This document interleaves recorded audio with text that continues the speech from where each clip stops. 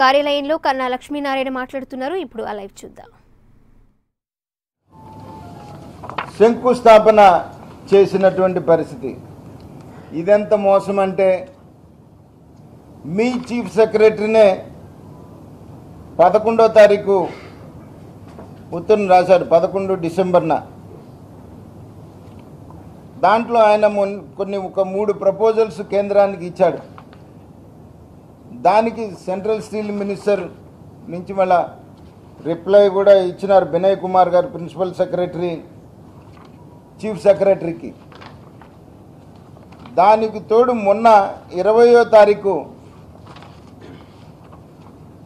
Task force meeting జరిగింది. దాంట్లో కూడా మీరు కరెక్ట్గా స్టీల్ ప్లాంట్కి కావాల్సినటువంటి పూర్తి సమాచారం,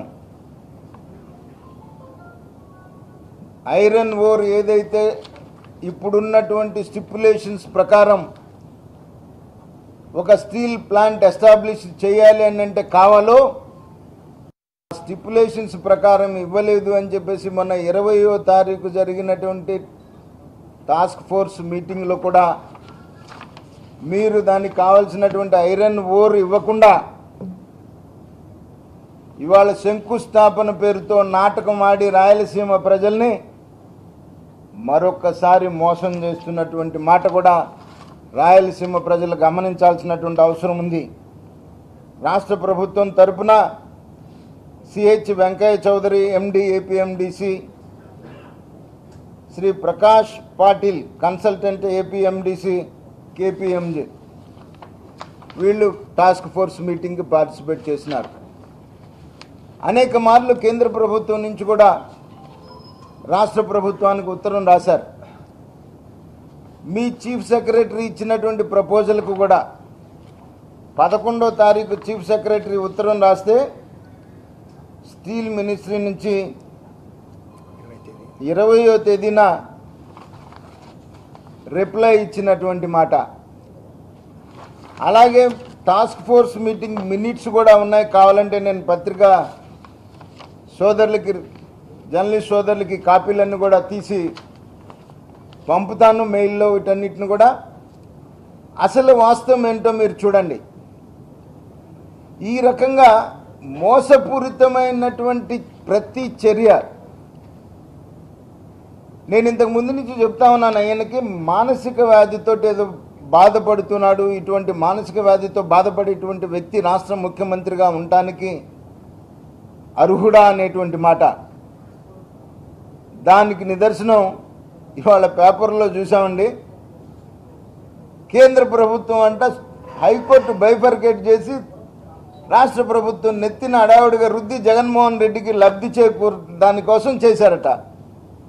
అసలు ఎట్లా అండి? అసలు అంటే ఏ రకంగా జగన్మోహన్ రెడ్డికి లబ్ధి చేకూరుద్దా అని చెప్పాలండి. ఎందుకంటే బేసికల్గా జగన్మోహన్ రెడ్డి కేసు సిబిఐ కోర్టులో ఉంది.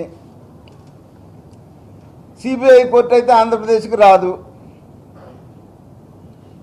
ఇక ఏ రకంగా జగన్మోహన్ రెడ్డికి లబ్ధి చేకూరుతుంది?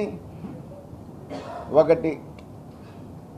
రెండు, ఈ రాష్ట్ర ప్రభుత్వం డిసెంబర్ 15వ తారీఖు లోపల టోటల్ ఇన్ఫ్రాస్ట్రక్చర్ మేము అందిస్తాము, మేము రెడీ అని చెప్పేసి మీరు ఉత్తరం ఇవ్వటం,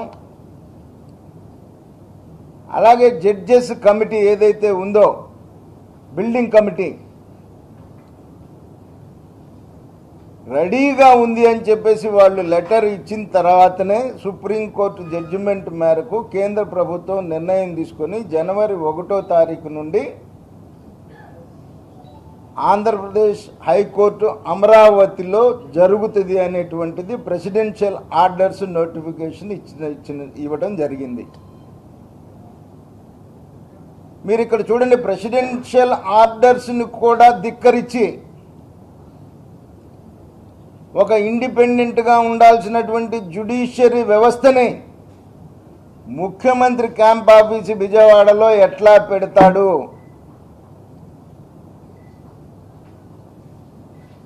ఇది జ్యుడిషియరీలో ఉన్నటువంటి పెద్దలందరూ కూడా